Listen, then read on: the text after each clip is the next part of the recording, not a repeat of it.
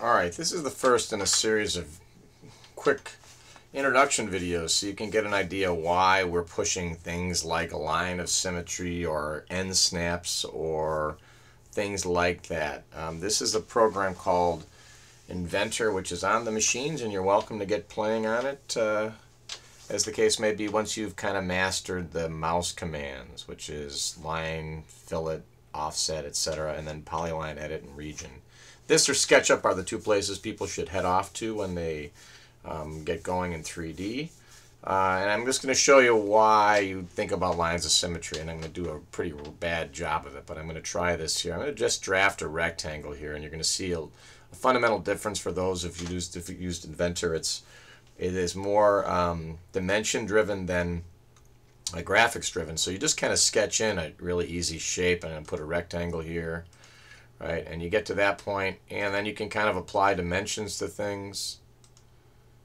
Okay, actually hit a edit dimension here. Got the dimension there. I can edit that, and I can just change its dimension maybe to 30 millimeters and hit OK, and you see that's changing that length there. I can hit that dimension there, click on that, and I am going to put 15. So I'm clicking on that, and I'm going to click 15. Now you're going to see that's going to be a little bit different in AutoCAD when we get into dimensions, and realistically Inventor's got such a better system for laying in dimensions, as does SketchUp, that we won't overly concentrate on dimensioning in AutoCAD. So what we've got here now is we're done with the general. Let's say this part was going to be flipped over this way and then flipped over again the other way. So I'm going to make that a little bit longer so we can see how that'll look. We'll make that 25. Alright, so, and you'll see the mouse works a little bit differently here. Make that 25, and because of the way the constraints were laid out, I've hard fixed that. I haven't really done a nice job about telling this that it's supposed to be constrained. So, be that as it may, I can now right click on this and say done. Right click and say finish, and what you end up getting is one of my favorite things in all software, done and then finish being one thing after the other. I think done and then finish has to do with two sub commands underneath there, but anyway, that's fun. Got to go done then finish. And now I'm going to introduce you. What you have here is a set of lines that go around in a circle. They actually define a space, an interior space. You don't have to Inventor actually tell it that. If you've used your object snaps in AutoCAD, you can see that it will imply the same thing, though it will use polyline, edit, and region to put things together. But I can introduce you now to an extrude, and we're going to extrude out maybe just 10 millimeters. And you can start to see, right, you can't see what's going on there, but you now have a 3D shape, which I don't actually know how to run in this program, so that's not so good. I think what has happened is I'm losing a bit of my screen here. So I'm going to zoom out, zoom back in, and, well, it is what it is. Alright, now I'm going to show you that I've got a 3D shape there. And in fact, I might want to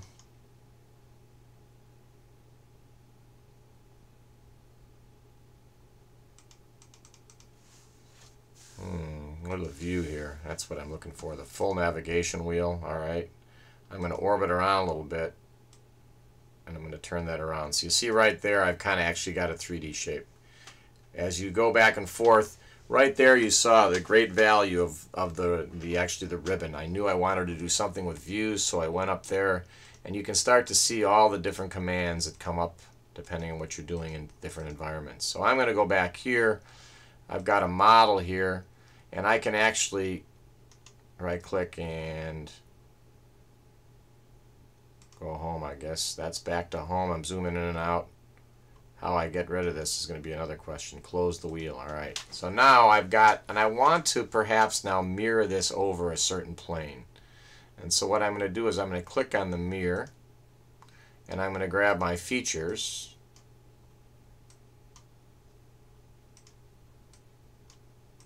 There's all my features, and I'm going to grab then the mirror plane, and you see it's mirrored it. Alright. So the fact that if I've drafted one or the other, it's going to mirror it. Let me try it once again. Let me try another mirror. grab my features,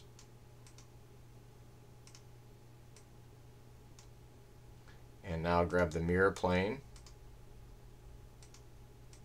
So it mirrored it again. That's all well and good, and I'm not really mastering, but I'll point out now that in fact I've got 4 pieces here that are all tessellations or repeats of the first one. What we'll see is going to be really clear is that as we're building things in AutoCAD, we're going to do a lot of double drafting and triple drafting, but we always want to go think back to what is the one repeating shape that we're going to change that's going to change everything else in the drawing. In AutoCAD, that'll be a block, and I'll show you now here why that becomes important. If I go out here, this program will have remembered everything I've done, so I can go back and double click on the sketch here. It's going to take me back to there. So let's say, for instance, that this dimension in the end, I wanted it to be 50 millimeters. See what it does to that. Well, it's going to act pretty screwy, but we'll let it go ahead and try to change another one here. It's going to say that's, well, we've gone ahead and changed it, finished the sketch, and you notice here what it's done to everything. It has actually pushed them all up, and you've got all kinds of interferences and everything else. So the fact that we go back and change the sketch, it goes ahead and makes all the other changes that are kind of children of that would be the term. Go again, I'm going to double click and sketch here. I'm going to go back to this. Instead of changing it to 50, I'm right clicking. Dimension properties, up, don't want that. Settings, don't want that. I'm going to click on that. Click on the dimension. Double click.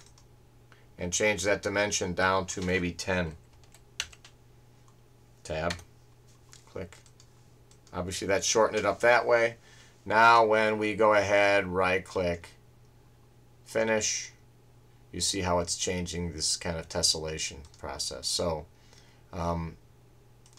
that's just a quick look at what this looks like, and I obviously don't spend a lot of time mastering this and working on it because it's kind of a cool, fun program. And I'm sure a few of you who are already inventor-ish or inventor native can show us all a few things. What I want to point out here is you really look for this concept of tessellations or repeating shapes.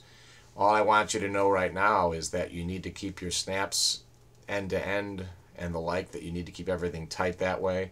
And then sooner or later you will be starting to use the extrude and the sweep and that kind of thing once you get done with your 2D drafting.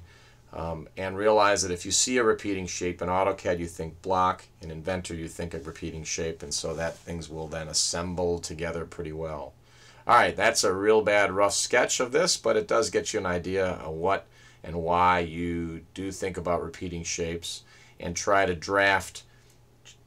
If there is one piece of a part that is repeated 4 times in a 2D dimension, try to learn to draft, or when you're finally done, make just the 1/4 of the part and then do a mirror and a mirror. Thanks for listening. That's our first of just do what I say and it'll pay out better videos. Just do what I say and it'll pay off in the end videos. Thanks for listening.